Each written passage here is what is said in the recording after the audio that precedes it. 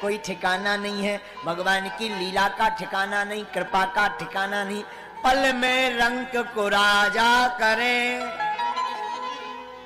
पल में रंग को राजा करे, और पल में राजा रंग होए। पल में राजा को रंग कर दे और रंग को कब राजा बना दे, कोई ठिकाना नहीं है। नारद जी बोले आप तो उनका स्मरण करके लेखनी उठाइए, हम कैसे उठा दें? बाल लीला का आता पता है ही नहीं। अरे पागल हो, हमसे सीखो। नारद जी कहने लगे। नारद जी बोले भैया व्यास जी, हम भी सबसे पहले पूर्व जन्म में दासी पुत्र थे। और नारद जी पूर्व जन्म की कथा बताने लगे अपनी। देखो हम पर कैसे कृपा की भगवान ने, श्री हरि ने। नारद जी कहने लगे व्यास जी, पूर्व जन्म में हम दासी पुत्र थे। हमारी माता जी का काम था घर घर जाकर के चौका चूल्हा करना। चौका चूल्हा करती तब जाकर के हमारा पेट भरता था। लेकिन कहते ना, साधु संगति जो मिली, आहा हा, साधु संगति जो मिली। और देखो साधु चर्चा हुई, हमारे महाराज जी पधार गए। संत भगवान की साधु संगति जो मिली, मन भया निर्मल मेरा। साधु संगति जहां मिली, मन निर्मल हो गया और गोविंद का स्मरण आने लगा। नारद जी बोले हम पूर्व में दासी पुत्र थे। हमारी माता घर घर जाकर के काम करती थी। और एक बार हमारे गांव में कुछ साधु पधारे। आहा, साधु आए चातुर्मास काटने के लिए। चातुर्मास कहलाता साधुओं का 4 महीना महात्मा कहीं नहीं जाते, जहां ठहर गए वहीं भोजन और भजन दोनों करते, नदी नाला नहीं नापते। इसे चातुर्य मास व्रत कहते हैं। नारद जी बोले व्यास जी, गांव में चतुर्मास में महात्माएं आए, सब रुके। गांव वालों ने सेवा में लगा दिया, हमारी माता जी को हमें सेवा में लगा दिया। नारद जी बोले था तो हमारा बचपना, छोटे से थे हम भी साधुओं की सेवा में लग गए। ध्यान से सुनना। नारद जी बोले व्यास जी, माता जी भी सेवा करवे और हम भी साधुओं की सेवा करवे। रोज प्रातः काल 4 बजे जग जावे। साधु 4 बजे उठ करके स्नान ध्यान करें तो हम उनके कपड़े धो देवें, भगवान के लिए पूजा के लिए फूल ले आवे। और साधु बढ़िया भगवान की मधुर मधुर कथा सुनावे तो हम भी बैठ जाएं। अब वो हरि नाम संकीर्तन गावे तो हम भी छोटे छोटे हाथों से, नन्हे नन्हे हाथों से ताली बजा बजा करके गोविंद का कीर्तन गाने लगे। संगत का असर बड़ा अनमोल होता है। संगत का असर बड़ा अनमोल होता है। संगत जो हो साधु की तो दिल प्रभु के लिए फिर रोता है। अगर साधु की संगत मिले, गुरुजन की संगत मिले तो फिर जगत के लिए नहीं रोना पड़ता। हम तुम्हारे थे प्रभु जी, हम तुम्हारे हैं, हम तुम्हारे ही रहेंगे वो मेरे। फिर बस यही गीत गाता है भक्त कि प्रभु हम आपके हैं और आपके ही रहेंगे। नारद जी कहते साधुओं का रंगत लग गई हम पर। ध्यान दीजिएगा, जैसी संगत वैसी रंगत। जैसा खाओगे अन्न वैसी उड़ेगी मन, जैसा पियोगे पानी वैसी बोलोगे बानी। हाँ, इसलिए ध्यान रखिएगा, संगत सावधानी पूर्वक करें। आजकल आगे को लगो जमानो बड़ो खतरनाक होगा, संगत करत जो अंग्रेजी बोलत होंगे। अभी सीताराम कहां से सिखा देंगे, प्रभु की भक्ति कहां से सिखा दें। ये मॉडर्न जमाने ने खा लाए प्राण। अभी हम महाराज जी हैदराबाद गए थे कुछ दिन पूर्व में, तो हमें वहां पता लगा बड़ा खतरनाक ये संगति ने प्राण खा लिया। जो यजमान जी लाइव देख रहे होंगे आस्था पे, देखा तो सो कौन प्राण खाएंगे। आओ देखा आओ।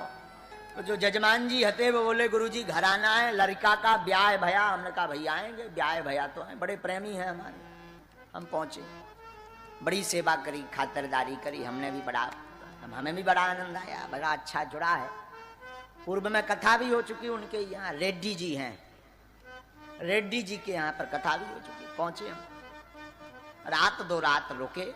दूसरे दिन जो ब्याह भया था, नई नई बहुरिया, बहू बच्चा दोनों प्रणाम करने, पहले दिन भी आए, दूसरे दिन, तीसरे दिन भी। अचानक हमारी बुद्धि में वायरस भर गया और हमने देखो सो जो 9 ब्याह भाव तो बिटिया दारू पियत रहा है। हमारी बुद्धि में कौन ने भीतर से जवाब था। अब हमने जब बहू भग गई तो हमने उलर कहाँ बोला, हम की तो खाज है यार बेटा। वो बोलो मतलब हम बुंदेलखंडी में बोले सुबह समझ में नहीं, खाज कहा का है, के जान ये कौन बड़ो प्यारो शब्द। वो बोलो महाराज मतलब ताक अंग्रेजी में बात जो कछु कही हो, हमारे पढ़े लिखे हैं नहीं। हमने कहा भाई जो है जौन तोरी घरवाई है बा पिया थे, ना समझ पाओ। अरे हमने कही तोरी लोग आई दारू पियत। हाँ, फिर उन्हें सीधो तेज के बताओ था ना गुस्सा। सो बोलो यस यस ड्रिंक करती है। हम कही तो पता भी है। बोलो हाउ, यही से तो ब्याह करो हमने। हम कहता ठीक है, फिर हम के भाग्य से अब बताओ।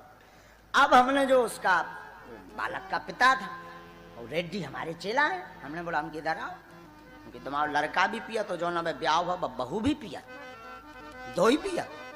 उसने कहा बोला महाराज क्या करें, हमने तो खूब रोका, पर जो आजकल लवेरिया खतरनाक चलो, जो अपने मन की शादी भाई उस चक्कर में जो दोनों बर्बाद हैं। हमने कहा भाई और तो सब ठीक है, हमें चिंता आने वाली पीढ़ी की है। कल के दिन अगर इनके लड़का बारे होवेंगे और लड़का अगर रोएगा तो ये मोंगाएंगे नहीं, 2 ढक्कन दारू पे बाके सुला देंगे बच्चा।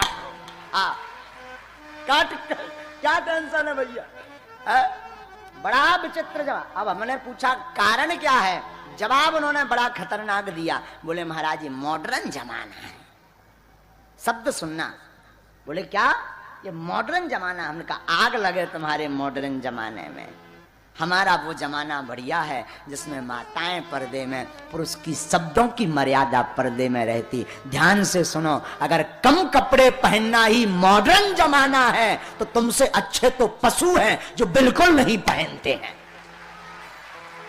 अगर कम कपड़े पहनना मॉडर्न जमाना है तो तुमसे बढ़िया तो पशु बढ़िया मॉडर्न है, बहुत पहले मॉडर्न हो चुके तो कभी पहनते ही नहीं है। मॉडर्न जमाने में अपने संस्कारों की बात मत लगाओ, संस्कारों का नाश मत करो। मॉडर्न अपने लिए होगा, संस्कार बनाए रखो। मैं प्रार्थना करता हूँ व्यासपीठ से आप सबसे, तो ये संगति का असर है। वो लड़का ना पियत तो बाद में हमें पता चलो घरबाई के चक्कर में वो भी सीख गो। हाँ, बड़ी विचार। तो मैं प्रार्थना करूं, नारद जी कहते हैं हमारे गांव में साधु आए, संगत जो मिले सो साधु की मिले।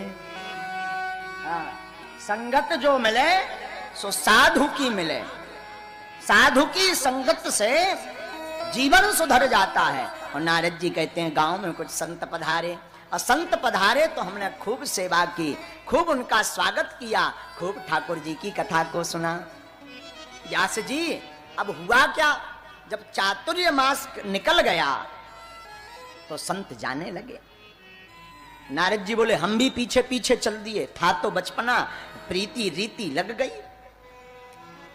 पीछे पीछे जाने लगे तो महात्माओं ने पूछ लिया बेटा कहां जा रहे हो। महाराज हम तो आपके ही साथ में चलवेंगे। कहां, जहां आप जाओगे। साधुओं ने समझा बेटा बच्चे हो, माताजी से पूछे आए नहीं, माताजी सुनेंगी तो डांटेंगी, करें क्या, माताजी को पूछ कर आओ। नारद जी बोले हमें ये तो पता था कि हमारी माताजी कभी आज्ञा नहीं देवेगी। फिर साधुओं ने कहा बेटा अभी तुम बच्चे हो, एक काम करो, इस माला को लो, इस मंत्र को लो और प्रतिदिन नाम जप करो। जब माताजी आज्ञा दे दें तो आ जाना हमारे पास। और सभी महात्मा बोले महाराज, सभी महात्मा चले गए वन की ओर। हम भी घर पर लौट आए मायूस होकर के। घर आए तो घर पर आकर के रोज माला करने लगे कि कभी तो माला सिद्ध हो गएगी और कभी ना कभी तो हम साधुओं के चरणों में पहुंचेंगे। रोज जप करने लगे।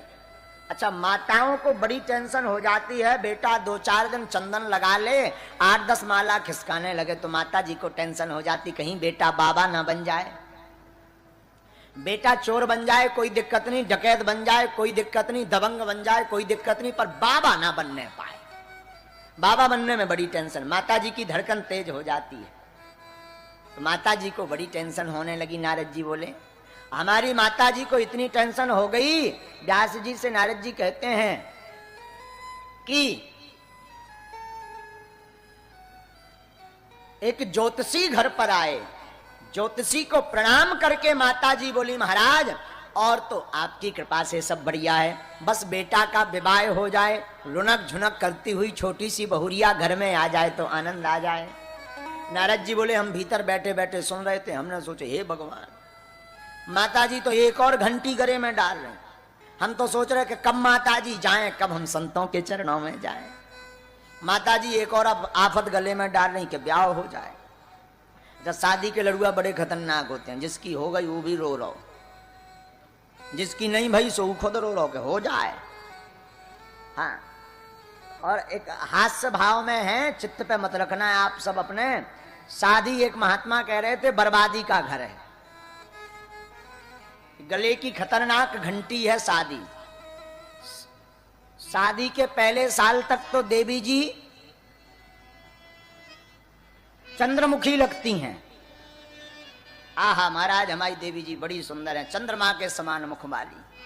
पहले साल तक तो देवी जी चंद्रमुखी लगती हैं, 1-2 साल मौन देखत देखत हो जाए सो फिर भद्रमुखी लगती, भद्दा चेहरा लगता। 3-4 साल हो जाए, जहाँ छोटे से पैया पूपा पप्पू भय, सो देवी जी फिर जहां भीतर से चिल्लाने पड़े, सुनो जी बाहर जा रहा है, जरा पप्पू को ले जाओ वरना ये रोता ही रहेगा। तो वही देवी जी पहले साल चंद्रमुखी, दूसरे साल भद्रमुखी, तीसरी साल फिर ज्वालामुखी नजर आती हैं। तो महात्मा बोले, भाई शादी तो है बर्बादी का घर है, लेकिन शादी गृहस्थ धर्म को निभाने के लिए करना आवश्यक है। गृहस्थ धर्म का जीवंत ही शादी से है, विवाह से है। नारद जी सोचने लगे, माता जी अगर विवाह करवा देवेंगी तो हम साधुओं के पास नहीं जा पाएंगे। माला जपी, प्रार्थना की, हे भगवान बचाओ। और नारद जी बोले, व्यास जी भगवान ने कृपा भी कर दी उसी दिन। बोले, हमारी माता जी गौशाला गईं और गौशाला में गौ माता की सेवा करने लगी। सेवा करते करते एक नाग ने काट लिया और सांप के काटने से हमारी मां मर गई। गांव वाले आए, बोले, बेटा तुम्हारी माता जी मर गई हैं। नारद जी बोले, हमें बड़ी खुशी भई, मन तो भया 2-4 ठुमका लगा लें, पर हमने सोचा हम नाचेंगे तो गांव वाले क्या कहेंगे, बताओ ये कैसा बेटा है, मां के मरने पर नच रहा। तो नारद जी बोले, हमने सोचा गंभीरता रखो। हम गंभीर हो गए और जितनी संपत्ति थी सारी संपत्ति बेच दी और बेच करके माता जी की अंत्येष्टि में लगा दिया। और अंत्येष्टि में लगाया और अंत्येष्टि में लगा करके जिस दिशा में महात्मा गए हुए थे उसी दिशा की ओर हम भागे चले गए। महात्मा तो मिले नहीं। नारद जी बोले, देखना भगवान कैसे कृपा करते हैं व्यास जी। वन में महात्मा तो कब के गए थे, अब कहां मिलेंगे, पर चलते चलते हम थक गए तो एक सरोवर के पास जल पीकर हम बैठ गए। स्नात्वा पीत्वा हृदये नद्या उपसृष्टो गतश्रमः। श्रम चला गया, जो शरीर में थकावट थी थकावट दूर हो गई, मन शांत हुआ। तो बोले, हमने माला ली और माला लेकर के प्रभु का ध्यान करने लगे और ध्यान बड़ा सुंदर किया। कस्तूरी तिलकम ललाटपटिले वक्षस्थले कौस्तुभम नासाग्रे वरमौक्तिकं करतले वेणुर्कड़े कंकणम् सर्वांगे हरिचंदनम सुललितम कंठे च मुक्तावली गोप स्त्री परिवेष्टितो विजयते गोपाल चूड़ामणि। जहां आंखें बंद की हमारे श्याम सुंदर चित्त स्वरूप में प्रकट हो गए। चतुर्भुज रूप लेकर के भगवान प्रकट भये। अद्भुत स्वरूप है भगवान का। नारद जी बोले हमने चतुर्भुज स्वरूप देखा, कस्तूरी तिलक लगाए हुए अलग अलग रूपों में ठाकुर के दर्शन में। श्री हरि के